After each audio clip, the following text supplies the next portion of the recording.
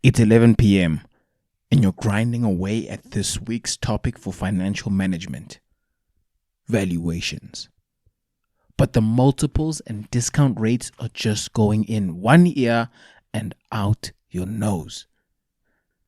You work harder and harder and nothing seems to budge. So, is the problem that you're not working enough? Or is the problem really that you're working blind? Today we are joined by Lehlohonolo Makhetha, Bachelor of Accounting graduate from the University of Johannesburg. We chat about the dangerous trap of blind work that many aspiring CAs find themselves in their studies. We also chat about academic traineeship, the bridging CTA program at UJ or BCTA, his greatest mistakes in his studies and how you can avoid them, why perfectionism is killing your performance, how the obstacle is the way, and more. Enjoy. My travelers on the road to CASA. Quick one. There's an incredible crowdfunding solution that Lehlohonolo actually used called phoenix.org in order to fund his BCTA year. Such a story of inspiration, I believe, and of high agency, of taking responsibility for your journey, man. I really commend him for his example. But basically, if you have any student debt, if you have any issues with funding regarding your studies, phoenix.org is sort of your one-stop shop for being able to raise. They help you with raising in a safe and secure environment. So please find a link to phoenix.org in the show notes to find out more, and maybe even chat with Lehlohonolo if you have any further questions regarding it. I really do believe that if you have the willingness and the will to get through this, even with our issues, our financial issues as aspiring CAs, I think you can do it. I think we can. Lehlohonolo has given us an incredible example, and therefore hope. I have hope, man. With that, hope you enjoyed the episode. On to the show.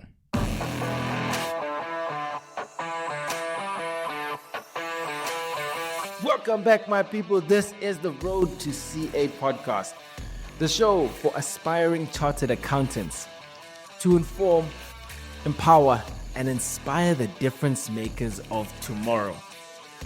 Today, we're joined by a believer not just in God, but in himself. He strives to become better in life and is in pursuit of this better through the wonderful designation of CASA, which has been his dream for many, many years. He is from humble beginnings in the small township in the Free State called Tabanchu, which is the root of his work ethic and appreciation of this path we are all on. But his beginning wasn't entirely humble. Let's just quickly put some context to that. He was actually top 10 in accounting in the Free State in the 2020 NSC examination. He is a Bachelor of Accounting graduate, moreover, at the University of Johannesburg, currently pursuing his BCTA at UJ, which we will definitely talk about. He loves listening to Joyous Celebration in his spare time and singing it, I assume, as well. He is a man of kindness. He's a man of love. We are joined by Lehlohonolo Makhetha. Lehlohonolo, bro, how are you, man? I'm doing great, Aldo. I'm doing great. And thank you very much for having me on this wonderful podcast of yours. Thank you, man. It's a great pleasure, to be able to, and I spoke about this, I think, during my one friend Unity's episode about meeting people at the beginning, man. You are going to be adding value to your space, and I just I'm also privileged, man, to see you at this beginning phase. Yeah, that's true. So let's go back. Let's rewind. Right. Let's. This is what we do at the beginning of the road to CA. Where did this whole CASA thing begin for you? Yeah, the the goal or the dream to become a chartered accountant, I think started for me when I was still in high school. I can't remember it. Maybe it's grade 8 or grade 9, right? So, this dream actually began, or you can say it began in church. Uh, we used to have this lady, in church who used to help with everything. You understand? So it was interesting to see somebody who can assist, especially when it comes to finance, to make things happen. If there's an event for his, he comes through for you in terms of finances, make things happen. You understand? So that made me interested to know what this person does. And they say now she's a chartered accountant. At that time, I didn't know what chartered accountant is because we were never told about what a Mm. chartered accountant is, or we never had somebody come to our school to talk about chartered accountant. I didn't even know the process of becoming a chartered accountant. I just told myself, I'm just going to research about how to become a chartered accountant, and I did so. And in grade 9, I remember when I signed for commercial subject. And at the time, my friends were going to science. I was alone, and I said, I'm going to sign up for commerce subject. And after I signed up for commerce subject, people were surprised. Why did you sign up for commerce subject? We thought we were going to do science because at high school, I was working hard. At least there was results. Yeah. So they expected me to do a science Yeah. subject, and I said, no, I'm not going to do Mm-mm. science subject. I'm going to do a commerce. I want to become a chartered accountant, and that's how it started. Sure. So you were the black sheep You can say that. because everyone Yeah. was going the science way. So now you did enjoy science. So what was so compelling about this commerce side? Was it specifically that woman that lady that CA that you met in church specifically that just striked a chord with you? I wouldn't say that, but like science subjects to a point that I had like difficulty choosing between commerce and science. I've always loved accounting, and Okay. during if when I'm in grade 9, it's EMS at that time. So I loved EMS, and I also wanted to do more of it. So it was not a difficult decision for me to take. I was not interested in science at all. I hear you, man. What would you say you would be if you weren't an accountant, though? A high school teacher teaching accounting. Yo, it's all Yes. A accounting, high eh? school teacher. Even when I applied for university in grade 12, my first option it was Bachelor of Accounting, and my second option was teaching. Okay. Because I also know you want to get into, you have aspirations to get into academia as well. Let's chat a little bit about that. What also inspired you to do that, and where do you want to go with the CA potentially with the academia route? Well, I think for me, I love to teach.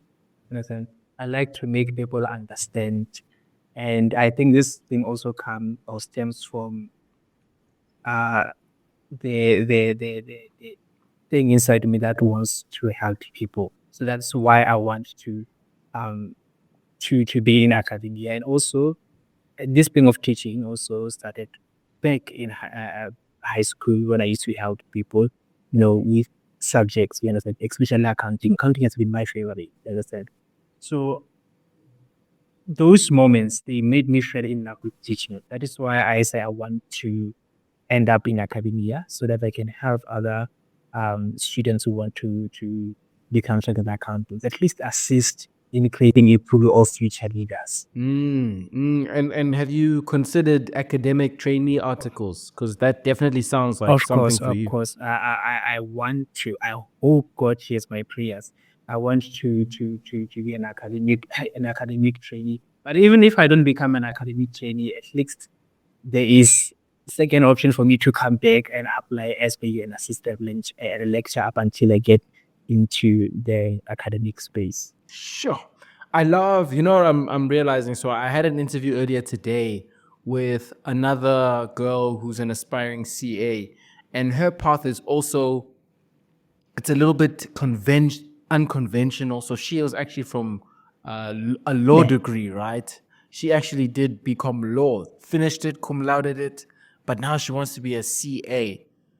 And it was, and I see some associations when she, right, went through a failure, right, in her CA journey. She's recently started studying, and she went through a failure recently. She was not at all discouraged from the mission of CASA. And I can already see that in you. Like, if you don't get into that academic traineeship, there's a way. If this year doesn't work, there's a way. To segue nicely into it, can you explain to me this BCTA? Because I know that it's different. It's not your normal CTA. So can you just explain this bridging CTA or BCTA? So BCTA is actually a program that helps those who want to do CTA but don't qualify.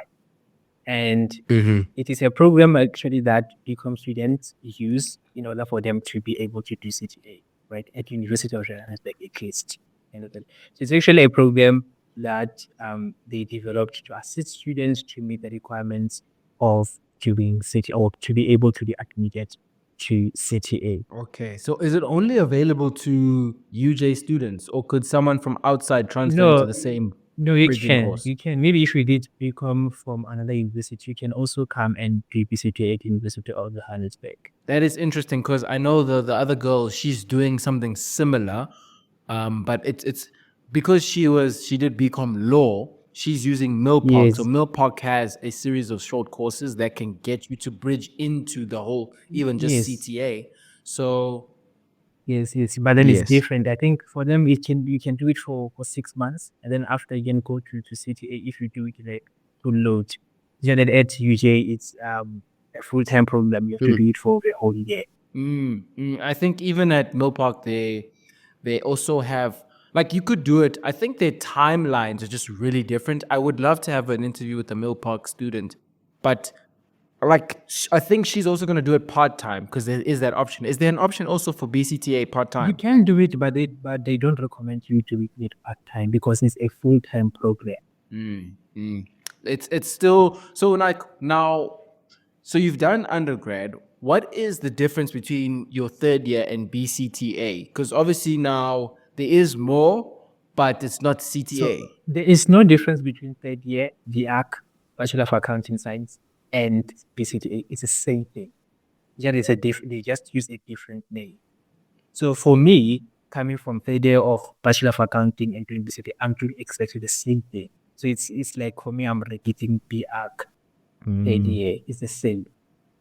So for students that are coming from BCom accounting, right? When they do BCTA, they're actually doing third year for Bachelor of Accounting Science students. Okay, that makes a lot of sense. So at UP, we don't have that. You just redo third year. You literally just redo it. But maybe it's a numbers thing because I know there's a lot of students in BCTA at UJ. Because like I know if in Pretoria, if you repeat, there's generally not many people who stay. Like I don't know what, because there's lots of PCTA students in UJ. I think that would be the problem. If you guys repeated third year, the classes would probably be too congested. And also, I think it's because other people maybe they don't want to like say that they are repeating the year of Bachelor of Accounting. I think maybe it already comes with a different name. It can give you a hope. Yeah, I think I'm doing fourth year, but technically you are still repeating third year. No, that does help though. That does help with like Justin J, the Yeah, ego, and because you are a graduate.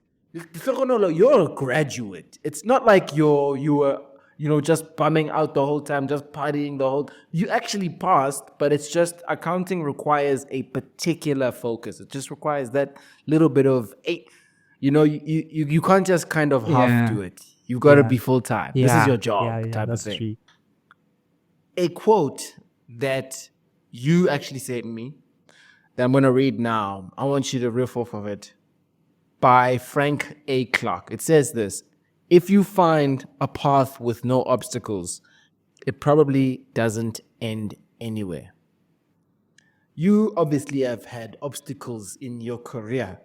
Can we now be the lost leaders? I did an episode on that. I'll actually link it in the show notes on becoming a lost leader in case you don't know what that means. But basically, it is sharing our mistakes and therefore being the people that lead through their losses and ensure that others don't make the same mistakes we made. Can you share some of those obstacles that you've come across? I think the biggest obstacle for me since I've started university has always been academics and then other external stuff.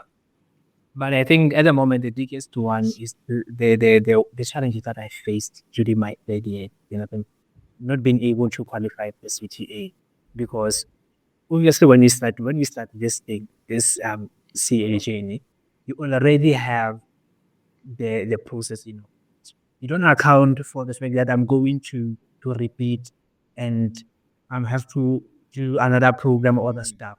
Everything for you is like, you know, straight. Anything. So that the challenges, the biggest challenge that I had was academics and not being able to find the right strategy, or maybe I underestimated this whole thing, and also having that mindset that, I can figure out everything on my own. That's a huge thing because I think it's on the journey. You know, when you get that one mark that just kind of changes your expectations. It's on that journey that your expectations start to lessen and your standards start to drop. And then you don't realize that you can get back to where you were even in maybe not high school, but you can get to a distinction. A distinction is actually a formulaic thing. It is an input and an output thing.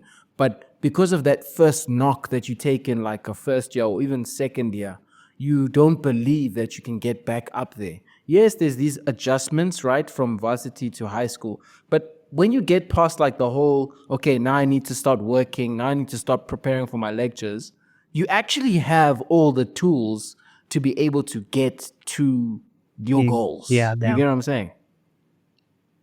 So you'd say the biggest one was not asking for help when you needed it. that's true. What type of help? Okay, I will get you that one. Let me talk about this thing. So, the biggest mistake that I made, and I hope that there's no a person going through this. The biggest mistake that I did was to blind work. So, blind work is actually a term that I coined myself after I reflected about my idea. So a blind work is basically you're showing up, you're working very hard, but everything that you're doing, you're not doing it intentionally, right? You don't plan for everything. You never had goals, and you don't ask for help. And I think another thing that is a center to this blind working is this mindset that you'll figure out everything on your own, or you know that yes, I can do this. Said I just have to look at my problems, and I will come up with a solution for this one. So scheme for help, I think, is maybe like the fact that you don't consult enough. You understand? You don't talk to peers, or you don't talk to somebody else who you think can help you. Blind work. I think that is a proper term to coin because it's because now at this level of the game, I'm realizing it's not about performance, it's not about motivation and how driven you are. It's actually about your processes. And if your motivation is not actively improving your processes, you're going to be working blindly. If you don't have a process of when you're doing the question, you consult, or if you don't need to consult, you teach it to a friend. If you don't have those processes in place, you're going to have a bad mark. And oftentimes, what you need to do is what you do, step back, reflect, and see that, okay, this part of the process didn't work, then change. But when you work blindly, there's no process to tweak because you're just going with the Exactly. flow. You're just like, you're flowing in and out, and kind of the course is Yeah, you're determining. acting busy. Yeah, yeah, And you're one thing I acting like busy. about blind waking, right? Or just the blind waking, you show up. That's what I saw. I showed up. I did everything. I was working with that. And Yeah. in the idea, I was also sharing a room with somebody. If that person, you can bring that person here on your podcast and ask that person about my work. He will tell you this guy was working very hard. You know, but the problem is that this blind work, and when a blind working, nobody can see that. You will only realize that after you reflect. Oh, no, no, no, no, no. You don't do anything with intentions at all. And also, the what comes out of blind working is a lot of confusion and feeling like you are not meant for this because we don't see the results of your effort. So you end up deciding, you know what, this CA thing is not for me. Let me change. Not realize that no, no, no, no. One thing I know, everybody who is in the program, Bachelor of Accounting says, or is in the CA route, it is capable. It's not a mistake that that person was not getting to this program. You have everything that it takes for you to be successful. The problem is you are just missing on something. And what is that something? Maybe your exam technique is poor. Maybe your study techniques are not oh, it's not the same as high school. We have to change somewhere. There's something that we need to figure out. And I think that can help if you also talk to people. Really, people can help you see things from a different perspective. And what came to my mind when you were mentioning how a huge problem with the blind work is that you feel like this thing's not for you. A huge problem is that when you work blindly, there's nothing that's being measured. And there's a saying, what gets measured gets improved.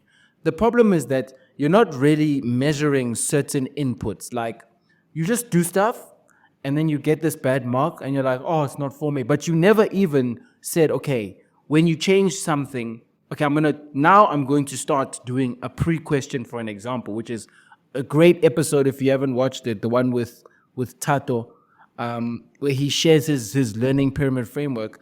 Do a pre-question. Now, when you do pre-questions before the lecture, test, okay, how am I doing in terms of, okay, let's see this next class test mark. Let's see. I'm gonna try this strategy, and then you get the output, which is the mark. People don't measure their inputs via don't measure their working inputs by tweaking the strategy. And so they're not intentional. They're doing that blind work. Hey, Yeah, that this makes sense. term. And another thing is that you become easily distracted.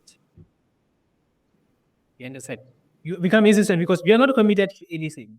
Even when you are doing questions, you don't have intention. So even if one somebody can come here, distract you, or you find yourself, you are doing that question, now you are watching a video, an lecture video about something else. You just became distracted. You know that. So that's also a problem of blind reading. You become easily distracted because you're not committed to anything. Are those all of the issues that you ID'd behind blind working?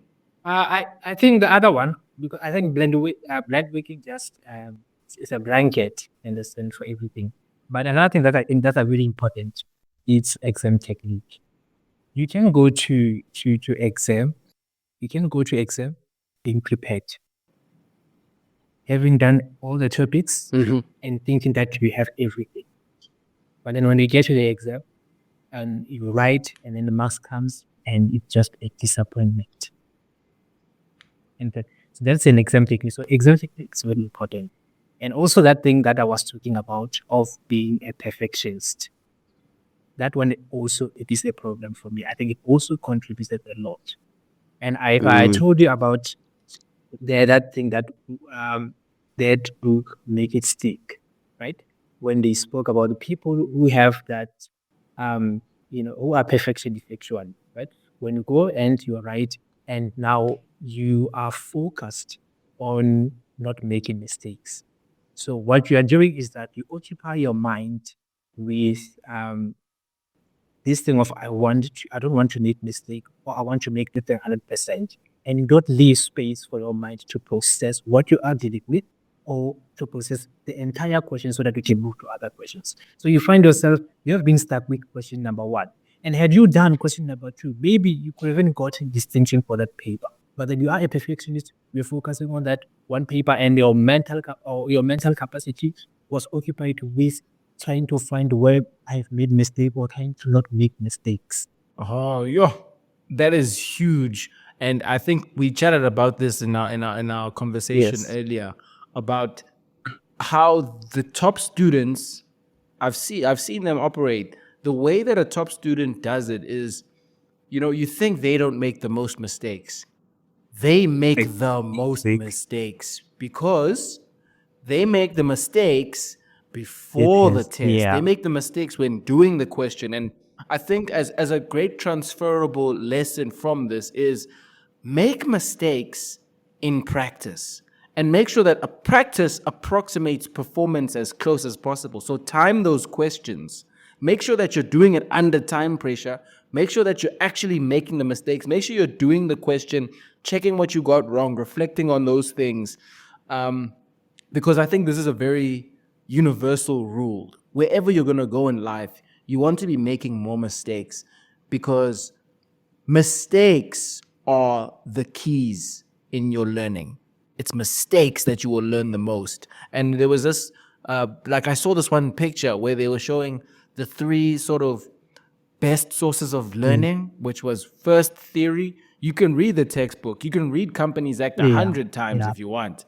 And then you had practice, which is okay, now at least you've read the theory. Now you're doing some practice, which also helps, which is better. But the best is Mistakes. mistakes. When you do the question, you've done the reading, and then you make a mistake, you will never forget that Yeah. lesson. Yeah.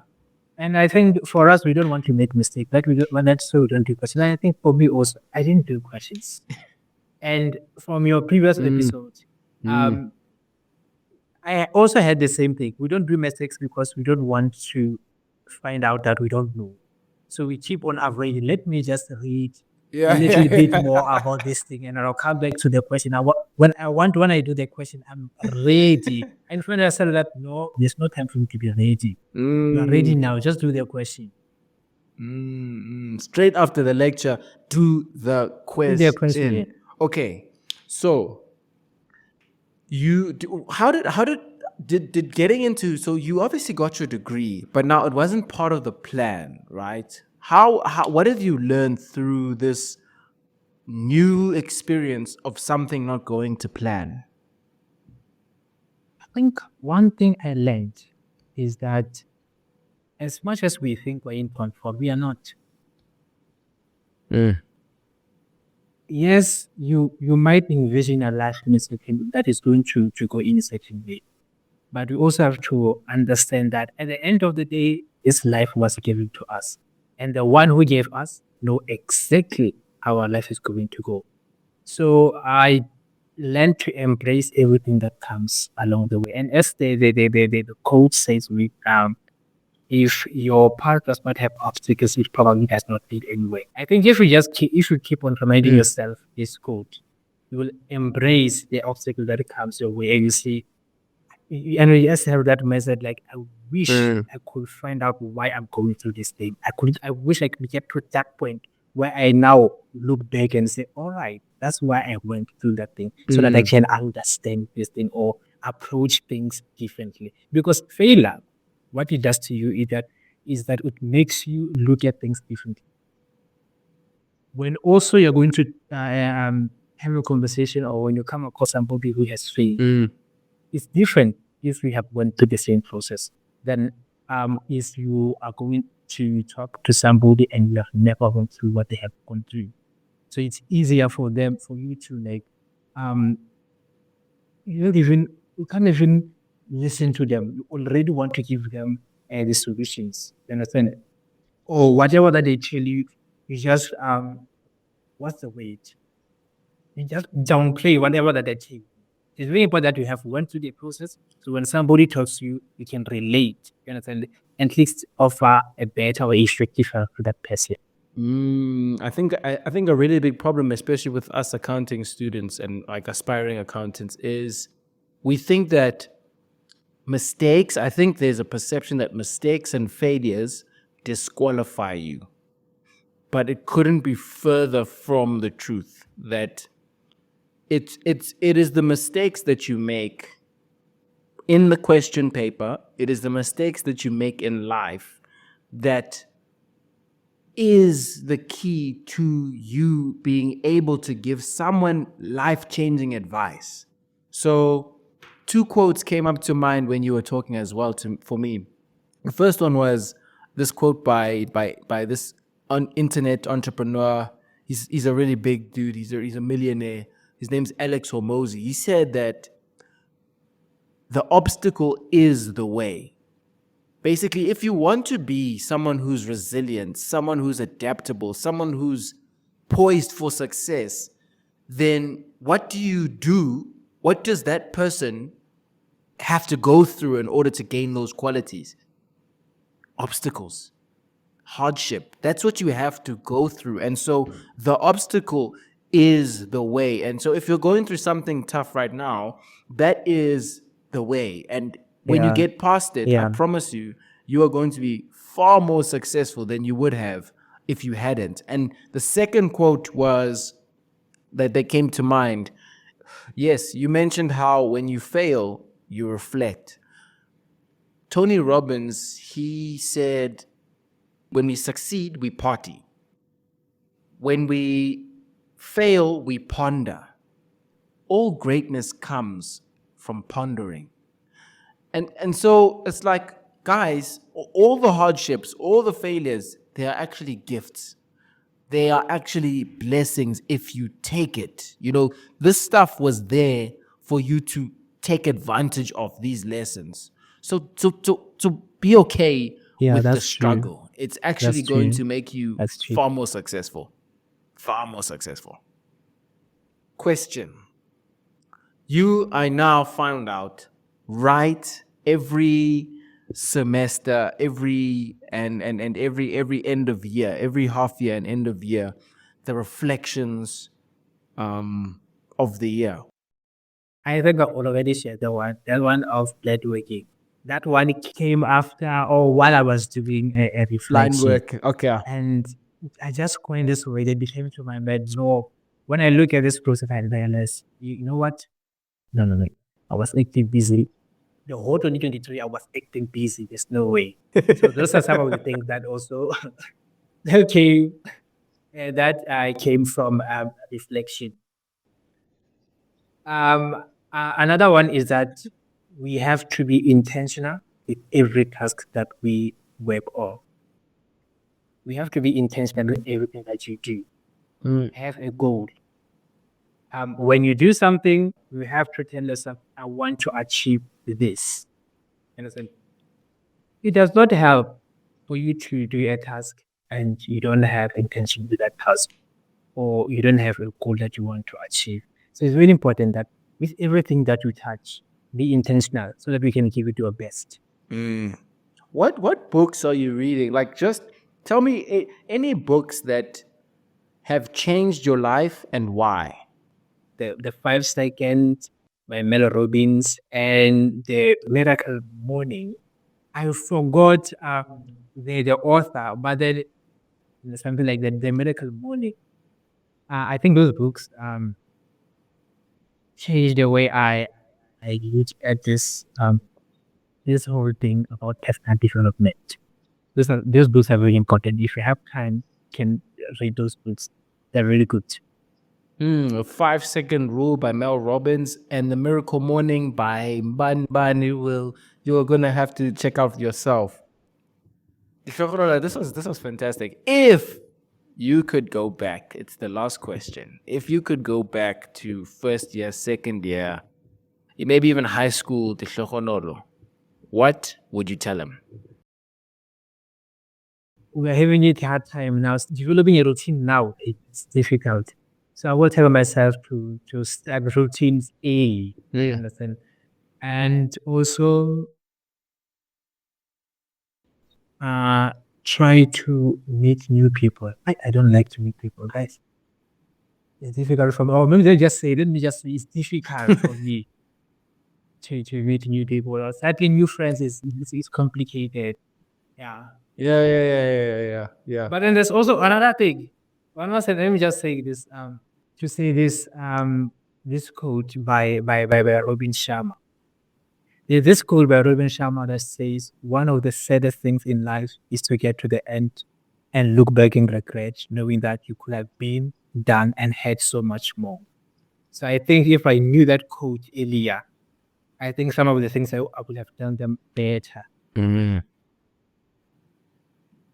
Look, I think these are the things, but at the same time, you can only say this in hindsight.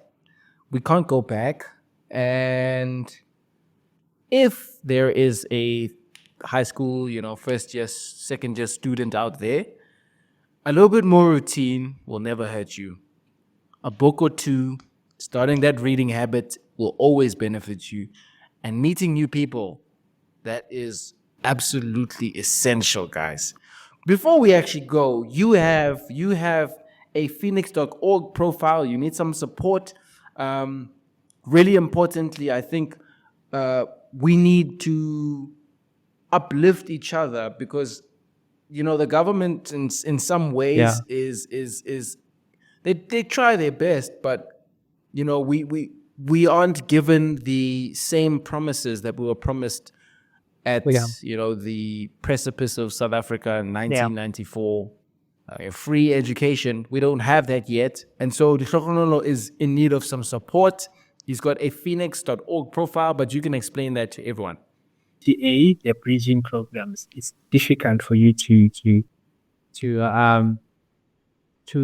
have funding or to get funding for. So it's really difficult. So I started the Phoenix to fund my BCTA because I know at the end of the day is going to be a problem when I want to further my studies. So contribution, I will appreciate if you contribute. Remember, you are not just contributing, but then you are investing in the future. I promise I'm going to multiply your contribution 10 times when I help the next person. I will never, never, never turn a blind eye on somebody else. Guys, if you have anything, I know mainly students watching this. Hopefully, some rich private equity investor also, someone or an angel investor also is watching this. That would be nice. But Even reacting, Yeah. it would I will appreciate. It will make a difference. Maybe we can reach somebody else we can help. I will actually have his LinkedIn profile linked in the show notes as well. Share the post. That would be big. Share it, get it to someone who can give. But even if you have $50, guys, $100, like think about it like this. If there's 200 people who listen to this Yeah. now, times that by 50 Rand, that is 10K. That is something that Lehlohonolo can use to empower himself. So you've empowered him.